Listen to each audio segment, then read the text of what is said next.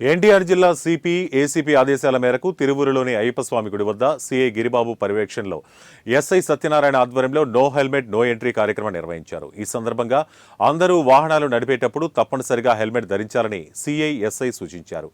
ప్రాణరక్షణ కవచం ప్రమాదం జరిగినప్పుడు మన విలువైన ప్రాణాలను హెల్మెట్ కాపాడుతుందని, హెల్మెట్ లేని వారికి ఫైన్ విధించడం జరుగుతుందని, వారిపై చట్టపరమైన చర్యలు తీసుకుంటామని హెచ్చరించారు.